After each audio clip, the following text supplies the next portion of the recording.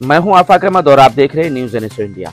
देश में विपक्ष की हालत पिछले 75 साल में इस तरह नहीं थी जो हालात बीजेपी के शासनकाल में हो गई है। सभी राजनीतिक पार्टियों का कहना है कि बीजेपी सरकारी एजेंसियों का गलत फायदा उठा रही है और विपक्ष को दबाने का काम कर रही है। आज ईडी ने सोनिया गांधी से 3 घंटे पूछताछ के लिए ईडी दफ्तर में बुलाया तो कांग्रेस कार्यकर्ता सड़कों पर उतर आए।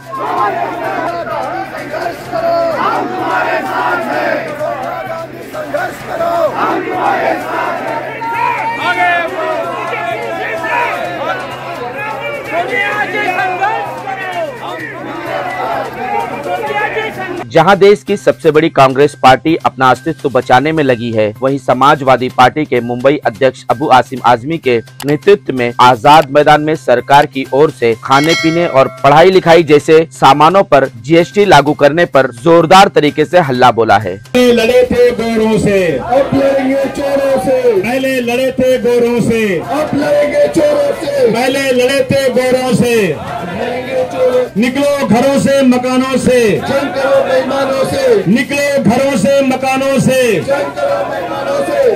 बीजेपी मुर्दाबाद, मुर्दाबाद, मुर्दाबाद। जो सरकार रोजी रोटी दे न सके, जो सरकार रोजी रोटी दे न सके, जो सरकार निकम्मी है, वो सरकार बदलनी है। जो सरकार निकम्मी है, वो सरकार बदलनी है। जो सरकार निकम्मी है, वो सरकार बदलनी है। हिंदू मुस्लिम एकता जिंदाबाद, जिंदाबाद। मुस्लिम एकता जिंदाबाद, जिंदाबाद। हमारी एकता जिंदाबाद, जिंदाबाद, जिंदाबाद। जो हमसे टकराएगा मिल जाएगा, जो हमसे टकराएगा मिट्टी में मिल जाएगा। बोल जमाना महंगाई पर हल्ला बोल, हल्ला बोल, हल्ला बोल। बोल जमाना बीजेपी पर हल्ला बोल, हल्ला बोल, हल्ला बोल। बोल जमाना भ्रष्टाचारियों पर हल्ला बोल, हल्ला बोल, हल्ला बोल। बोल जमाना फिरका परस्तों पर हल्ला बोल, हल्ला बोल, हल्ला बोल। समाजवादी पार्टी की एकता जिंदाबाद, जिंदाबाद। हम तो चाहते हैं पूरे हिंदुस्तान में 130 करोड़ जनता उठ जाए सड़क के ऊपर।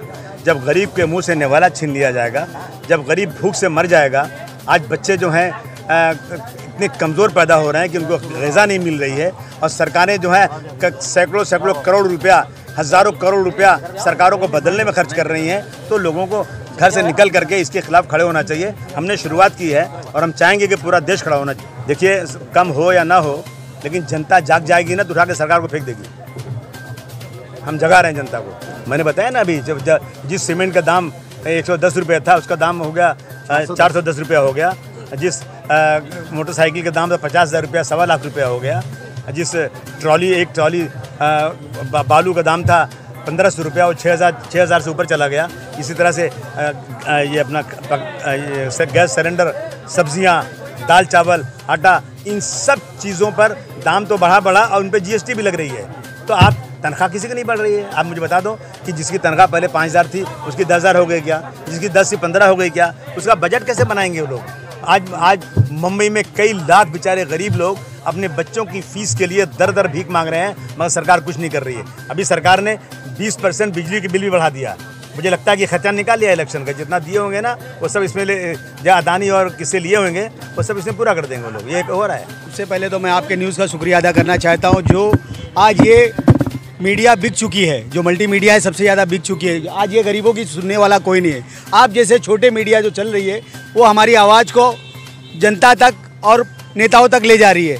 तो सबसे पहले तो मैं अबू आसिम आजमी का शुक्रिया अदा करना चाहता हूँ कि जिन्होंने सबसे पहला GST के खिलाफ पहला मोर्चा, ये आज तक किसी पार्टी ने भी मोर्चा नहीं निकाला है। सबसे पहला मोर्चा ये समाजवादी पार्टी का जनाब अबू आसिम के नेतृत्व में निकला हुआ है।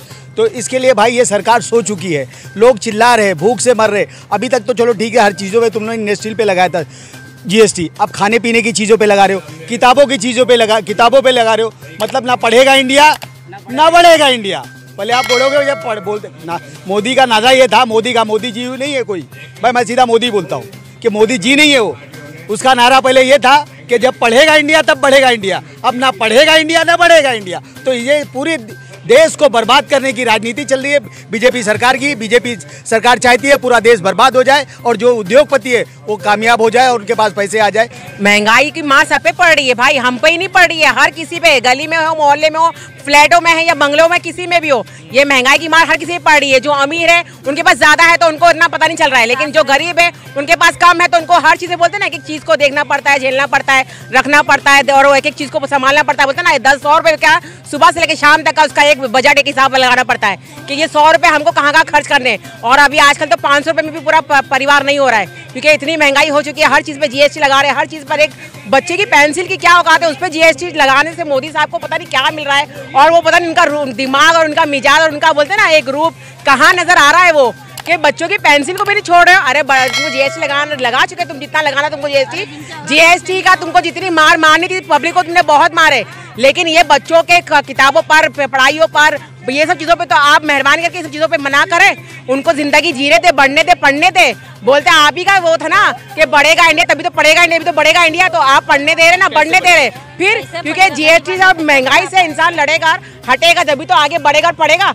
और पहली बात तो माँ बाप के पास भी इतनी सहूलत, इतनी फैसिलिटी होनी चाहिए ना कि अपने बच्चों को पढ़ाए लिखाए। तो कहाँ से करेंगे हम लोग, इतने छोटे छोटे बच्चे लेके, दवा है, ये है, वो है, हर चीज है। 500 रुपए में आज कुछ नहीं हो रहा, 500 में तो सिर्फ सालन बन रहा है सिर्फ। तो कितनी कमाई रहना चाहिए। फिर काम भी तो वैसे मोदी नहीं देता है, फिर काम भी तो खोदीमारी करो तो उसमें 600 रुपए हो तो उतना ही पैसा मिलता है। तो कहाँ से करेंगे, फिर आके औरत को पूछेंगे, फिर इसमें औरत आदमी का झगड़ा होएगा कि इतना पैसा दिया था मैं, इतना। तो ये कुछ नहीं हो रहा आजकल, 500 लेके जो सिर्फ सालन बन रहा है। तो आगे का और कैसा होएगा, ये मोदी रहेगा ऐसा तो कैसा होएगा। या तो मोदी को हटना पड़ेगा या मोदी सबका करे सके।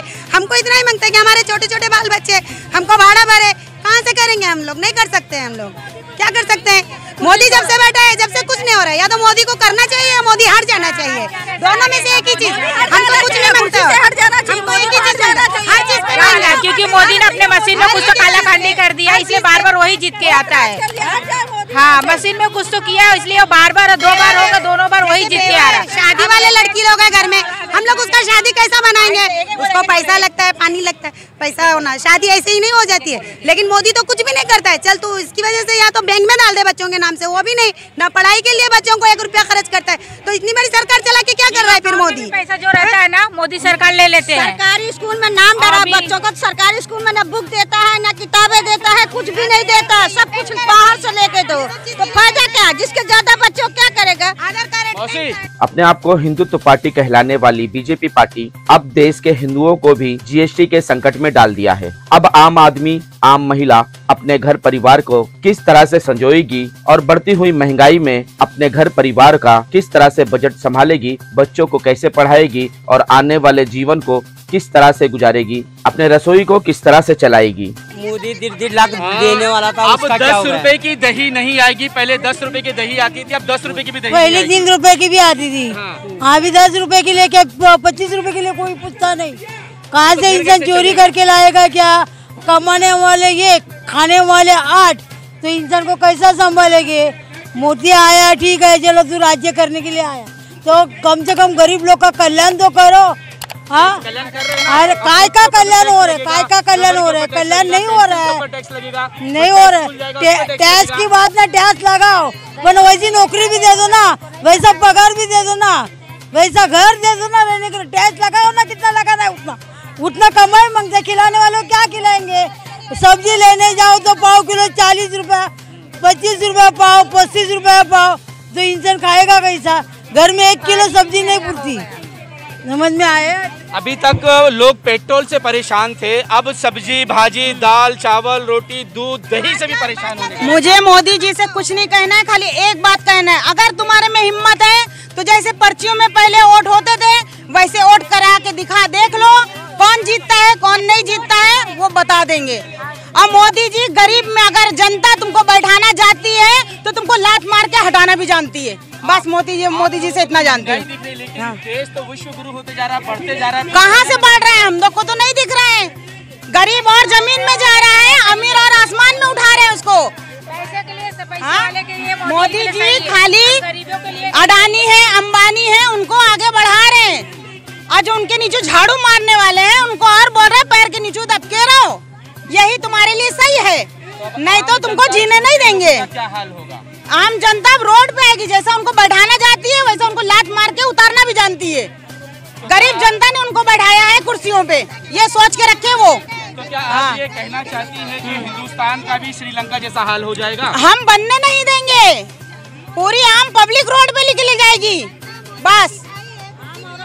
तो मोदी को सोचना चाहिए ना कि गरीब लोग ने क्यों बिठाए हैं वोट देके इसको, नहीं तो हम तो किसी को भी देंगे। लेकिन अगर मोदी अगर नहीं करेगा ऐसा कुछ गरीबों के लिए तो हम मोदी को लात मार के नीचे हटा देंगे और मोदी को एक भी वोट हम आज के बाद नहीं डालेंगे। मोदी को हमारे बच्चों को हमारे बच्चों को तकलीफ है तो हमारे इतने भाई ये सब नौजवान बच्चे भाई, तो उनको तकलीफ होगी तो हमको कितनी तकलीफ होगी। हमारे बच्चे इतने घर पे बैठे हुए हमारे सामने, हम क्या करें? हम मेहनत के लिए देख रहे हैं, हमारे आदमी की वजह से घर नहीं चलता है की वजह से आज हमको भी काम नहीं मिलता है।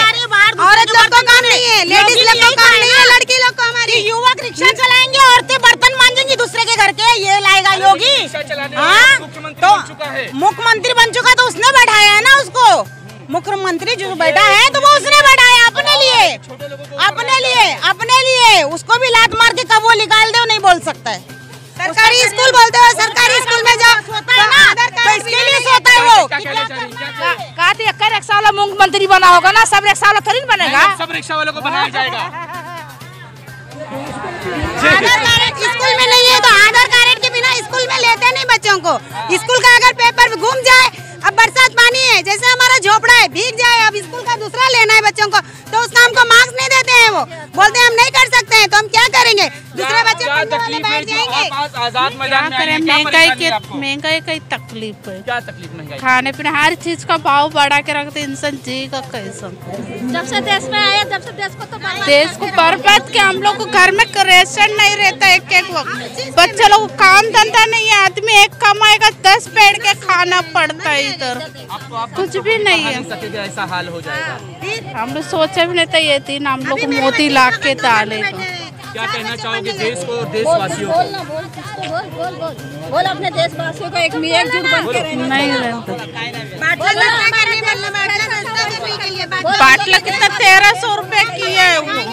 हर चीज में भाजी लेने जाओ तो 30 रुपए 40 रुपए पाव किलो ले नहीं पाता, देख के वापस आना पड़ता, मानो भूखा रहना पड़ता है घर में। मोदी सरकार ने बाटला लोगों को फ्री दिया था लेकिन कुछ नहीं दिया है, बाद दोबारा आदमी इसको रिचार्ज नहीं कर सका। कुछ नहीं दिए। हम लोग का पैसा ही चाहता है, हमारा पैसा बोलता बैंक में डालेगा वो भी नहीं है। ये छोटे छोटे बच्चे बाटला बोली ना मैं 1300 रुपया हो गया अभी, 1000 तो अभी 1300 रुपया कर दे, 300 में आने वाला बाटला 1300 रुपया हो गया। गाँव नहीं है मोदी का ये इधर कि हमें इधर गाँव है तो चलो भाई लकड़ी जला के भी खा लेंगे बच्चों को। मैं बोलती हूँ मोदी जो हिंदू मुसलमान कर रहा है ये क्या अच्छी बात है। हम एक देश में रहने वाले को आपस में लड़ा रहा है, आपस में भिड़ा रहा है और अपना बैठा हुआ और जो कह रहा है मैंने बाटला फ्री में दिया, कोई बाटला फ्री में नहीं दिया, हम ही लोग का पैसा हम लोग को दिया। मोदी ने कोई अच्छा काम नहीं किया, पूरी जनता सुन ले कि मोदी ने कोई अच्छा काम नहीं किया, मोदी ने उल्टा गलत काम किया, उल्टा उसने हिंदू मुसलमान करके हम देश भाई बहनों को अलग कर दिया। जो हम लोग एकता थे, हम लोग मिलके खाना खाते थे, मिलके ईद मनाते थे, दिवाली मनाते थे, आज सब अलग हो गए, कोई किसी का नहीं रहा। मोदी इतना नीच है, मैं तो कहती हूँ उसको कभी जिंदगी में खुशी नहीं, ना इसकी औरत है ना बच्चे है, कुछ नहीं है, तो इसको क्या मालूम देश कैसे चलेगा। देश चलाने वाले को मालूम होता है कि देश कैसे चलाना चाहिए।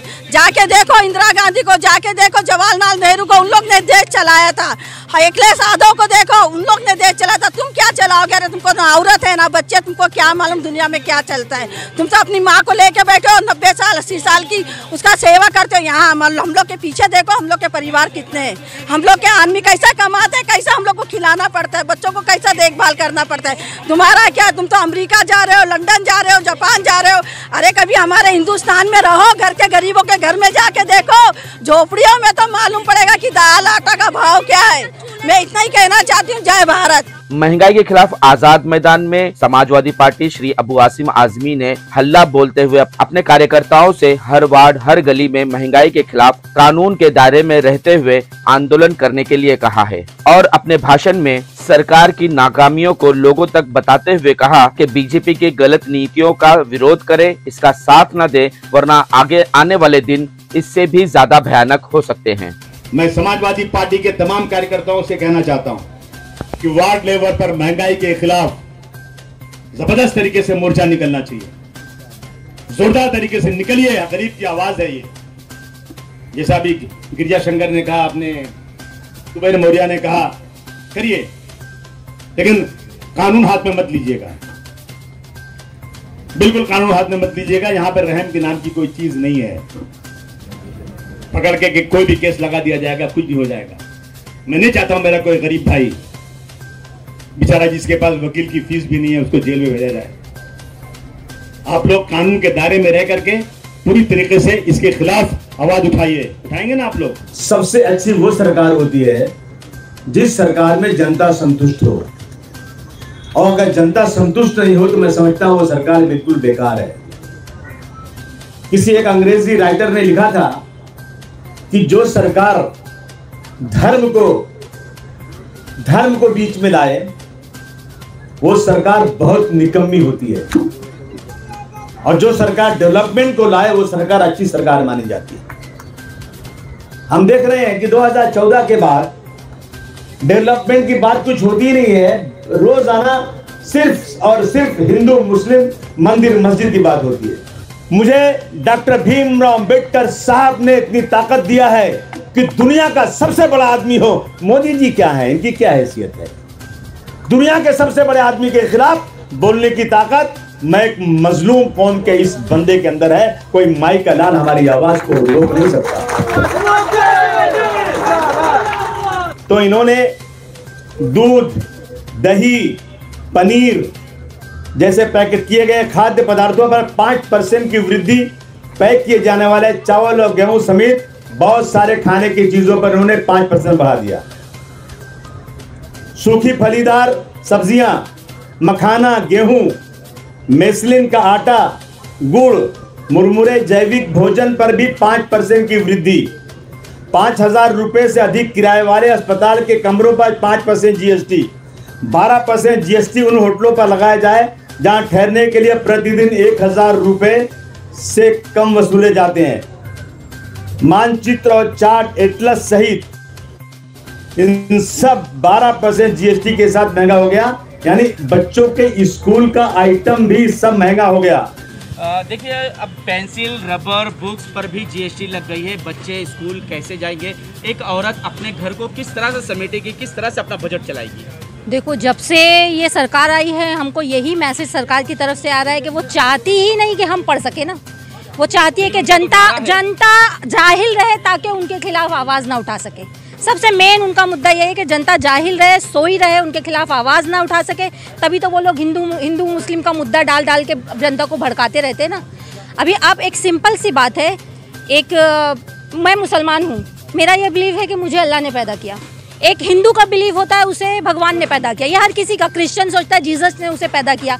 अरे जब पैदा करने वाले ने, तुम्हारा भगवान मैं अगर बोलूँ चलो सच्चा है, तो उसने ही मुझे मुस्लिम पैदा किया, मैंने नहीं खुद पैदा हुई, भगवान ने मुझे मुसलमान बनाया। अब जब भगवान ने मुझे मुसलमान बनाया, तुम क्यों डंडा लेके मुझे हिंदू करने पे तुले हो? अरे भगवान चाहेगा तो वो मुझे कर देगा ना हिंदू, तो ज़रूरत ही नहीं है हिंदू मुस्लिम मुद्दा करने की। अरे सत्ता में बैठे हो तो तुम सत्ता की लड़ाई लड़ो ना, तुम जॉब्स दो, गरीबों को अनाज दो, ये सारे काम करो। हिंदू मुस्लिम ये करने के लिए हमारे पंडित और मौलवी बैठे हुए हैं, वो अब अच्छे से अपना काम कर रहे हैं, तो तुमको सिखाने की जरूरत नहीं है। तुम जिस लिए बैठे हो आप वो काम करो। सरकार हिंदू मुस्लिम नहीं बल्कि पूरा देश दूध पिएगा, दही लेगा, राशन लेगा, तमाम चीज़ें ये हिंदू मुस्लिम से परे हटकर है। हर देशवासी को जीएसटी का नुकसान उठाना है, इसको आप कैसे देखते? मतलब मैं आपका मतलब नहीं समझी। मैं ये देखना चाह रही हूँ कि हम लोग के जब हाशिम साहब ने आज ये मतलब आंदोलन रखा है तो वो हर किसी के लिए रखा है, हिंदू मुसलमान के लिए नहीं है। ये आम जनता की मतलब संदेश है। उस संदेश को हाशिम भाई ने अपने ऊपर लेके हाउस में आवाज़ उठाना चाह रहे हैं, ये कि आम जनता किस तरीके से दूध, अंडे और घी वगैरह स्कूल में, मेडिसिन्स का जो और गैस का जो आप लोगों ने भाव बढ़ा दिए, जिस पे जीएसटी लगा दिए, बढ़ते बढ़ते अब यहाँ तक आ गया है कि ये बात हमारे हलक तक पहुँच चुकी है। ऐसा हो गया है कि हम अब इसके बगैर मतलब इस तरीके से करेंगे तो हम जिंदा ही नहीं रहेंगे। ये हो गया, हमारा खाना पीना बंद हो जाएगा। ये एक तरफ से हमको आप लोग हमारे को टॉर्चर कर रहे हो, समझे। जिस तरीके से मतलब हम आपका कबूल नहीं कर रहे कोई चीज़ें, तो आप हमको टॉर्चर करके इस तरीके से मारना चाह रहे हो। देखिए, दूध, दही, लस्सी, हर चीज़ पर जो है जीएसटी आ गई है, लेकिन सरकारें कभी पेट्रोल पे जीएसटी नहीं लाना चाहती है। नहीं, पेट्रोल तो उनकी मेन इनकम है ना, अगर उस पर जीएसटी लाएंगे तो वो कैसे चलेगा। ये तो मैं समझती हूँ कि मतलब वो वाली बात हो जाएगी कि खाएंगे क्या और निचोड़ेंगे क्या, वो वाला मामला हो जाएगा। कि पेट्रोल की बात मत करो आप, ये देखो कि अल्कोहल वगैरह पे भी क्या टैक्स लगता है क्या, क्योंकि इससे गवर्नमेंट कमाती है, गवर्नमेंट का बेनिफिट है। हाँ, तो सारी सरकारें कमा रही। मेरा बोलने का मतलब यही है कि आप पेट्रोल पे जीएसटी नहीं लगाओगे, अल्कोहल पे नहीं लगाओगे। आप चाहते हो ना कि पब्लिक ये पी के मर जावे और हमारा बेनिफिट हुए, हमारा फायदा होए। एक औरत किस तरह से इस महंगाई के दौर में जो है वो किस तरह से अपने घर परिवार को संभालेगी, देखेगी, क्योंकि अब बच्चों की शिक्षा को लेकर, चाहे पढ़ाई लिखाई को, सारी चीज़ों में जो है जीएसटी लगना शुरू हो गया है। वो चाहे 5% हो, 18% हो, 12% हो। इससे क्या बच्चे सही तरह से शिक्षित हो पाएंगे? देखिए, शिक्षित का तो ऐसा मसला है कि सरकार फिर हमसे ये भी कहेगी कि यहाँ सरकारी स्कूलें भी हैं, तो हम ये नहीं कह सकते कि शिक्षित हो पाएंगे या नहीं हो पाएंगे। लेकिन हाँ, ये है कि टेक्स्ट बुक आप दे रहे हो जी, वही बता रही हूँ, आप टेक्स्ट बुक दे रहे हो मगर नोटबुक तो खरीदनी है, वर्कबुक तो खरीदनी है, पेंसिल रबर तो खरीदना है। तो यहाँ पे मामला ऐसा आ रहा है ना कि गरीब की तनख्वाह मुश्किल से 15,000 रुपये है, मतलब। और आज की तारीख में जहाँ हम रह रहे हैं मुंबई में, यहाँ पे खुद के घर भाड़ा निकालना, उसमें घर का खाना, मतलब इतना ज़्यादा है कि ये लोग आके देखें कि वो लोग पता नहीं भूखे सोते होंगे, कैसे खाते होंगे, इनको फर्क ही नहीं पड़ रहा है सरकार को हमारी। नहीं है, आप लोगों ने इलेक्ट्रिसिटी पे भी 20% बढ़ा दिया है, जो रोजमर्रा में आ रहा था पिछले मंथ उससे और बढ़कर आ रहा है इलेक्ट्रिसिटी। तो जब इंसान की सैलरी कुछ 15,000 रुपये है, उसका एक बजट बना हुआ है और तुम उसके बजट को खराब कर रहे हो। गवर्नमेंट ये सरकार ये क्यों नहीं सोची कि क्राइम बढ़ेगा, लोग चोरी करेंगे, मजबूर हो जाएंगे उनके अपने बच्चों को पालने के लिए, घर चलाने के लिए। सरकार अगर ये समझती तो आज ये नौबत नहीं आती। वो सरकार खुद ही हमको खराब करना चाह रही है, वो पब्लिक को। सरकार चाहती है, देहातों में लोगों ने, सरकार ने कहा है कि हमने उनको सिलेंडर दिया है, आज वो सिलेंडर को फेंक कर चूल्हे पर खाना बना रहे हैं। इस तरह से शहर वाले क्या करेंगे?